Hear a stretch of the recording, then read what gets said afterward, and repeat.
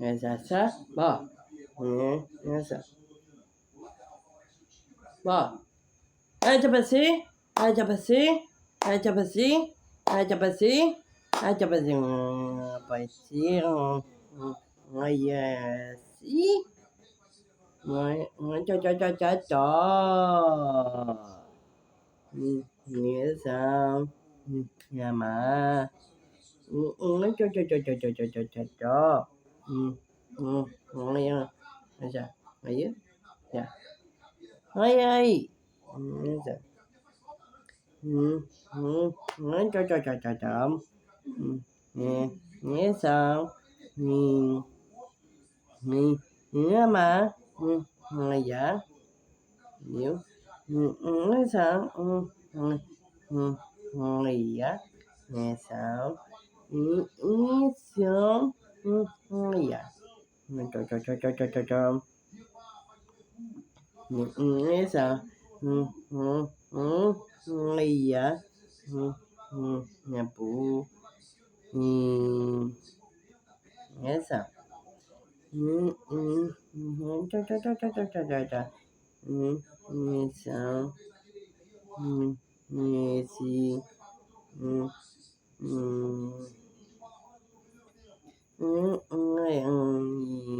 nghe gì sao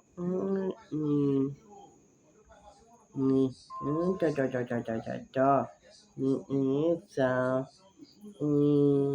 ngã mà hiểu cho này dạ sao nhà mà si nhà mà mà cho sao cho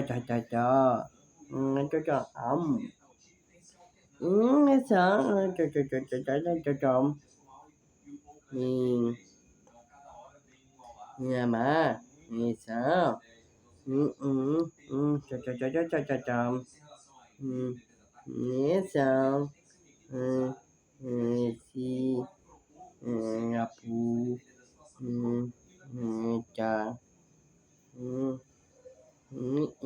si ya nhà bà nhà sao nghe gì nghe sao nghe bố mi cha nhà bà nghe sao cho nhà mà cho ngứa số hiểu nhà mà sao sao cho dạ nhà mà nghe sao nghe sao sao vô mà cha nghe xin nghe chứ biết gì cho nghe sao cho nhà mà si nghe sao biểu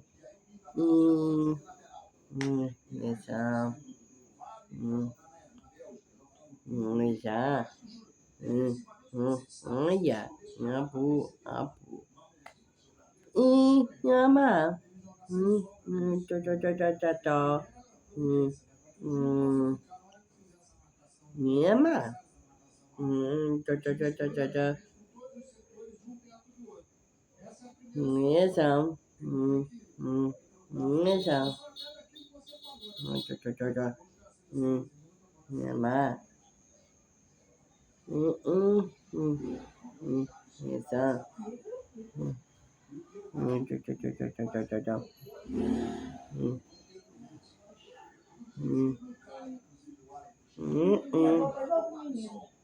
nhà mà cho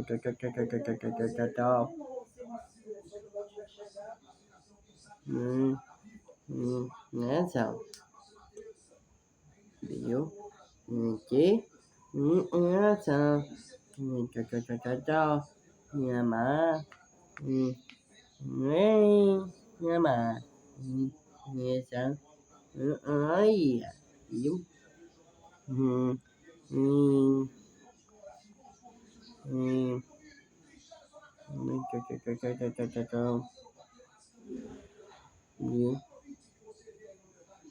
Nghe sao? Ngồi cho. Ngồi à. Xin.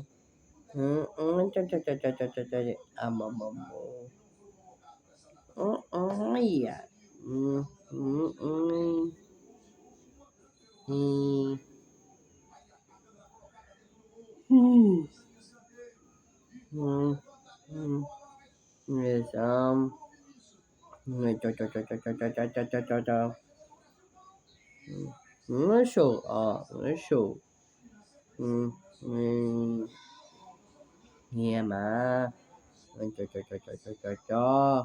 Yeah. Yes, cho. Show. Nghe mà. Cho. Show. Cho. Cho.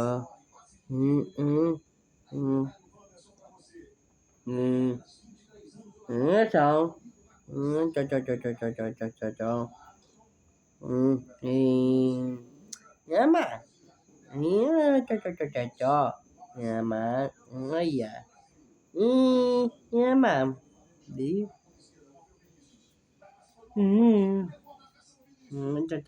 Cho.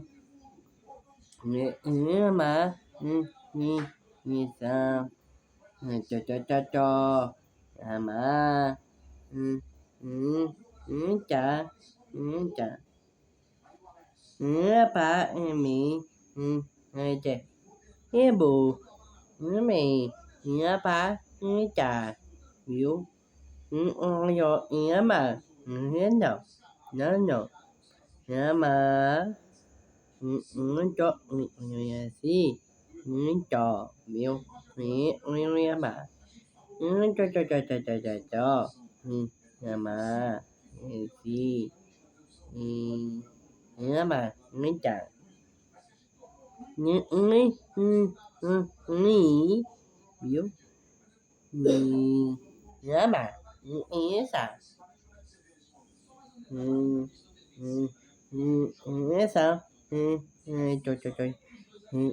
Mà. Sao? Sao? Cho. Mà. Sao? Show. Sao? Cho.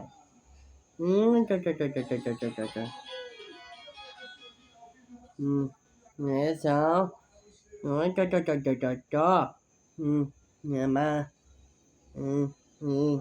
Nghe sao? Cho. Cho. Anh nghe sao? Sao? Cho. Ngay à. Ngay à. Bù. Ngay à. Sao? Nghe sao? Cho. Mà. Chim.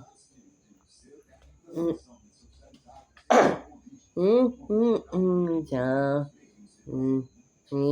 Mà. Cho. Si. Sao? Sao babo. Se. No. Cho nào. Nghe sao? Sao? Sao? Nghe chứ? Chị ba chị chứ mà chị chơi gì mà chị. Cho mamu. Cho. Ya. Mà. Cho. Cho. Ya. Mà. Cho.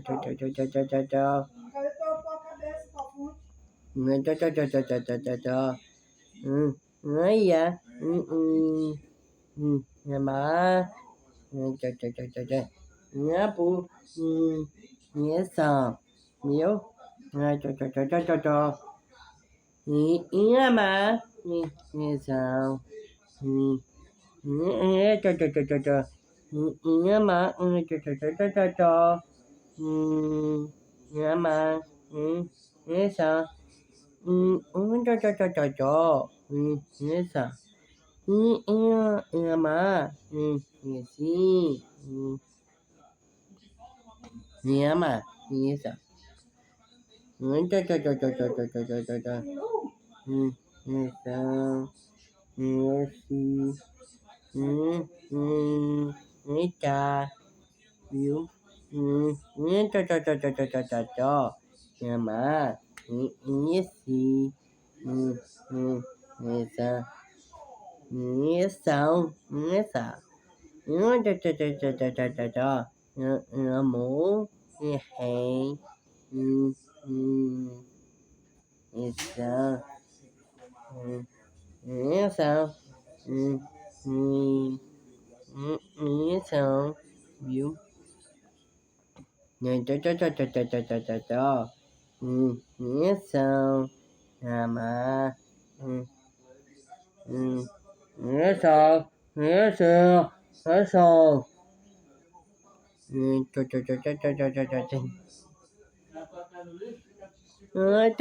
cho nghe mà sao nghe cha nghe cho nghe mà nghe sao nghe cho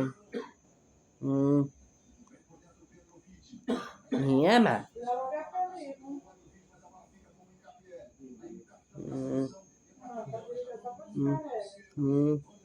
nghe sao cho nghe sao nghe nghe mà cho nghe mà nghe sẽ cho nghe mà nghe sao cho nghe mà nghe sao nghe sao cho nghe mà nghe sao biết nghe sao อาจจะไปเซล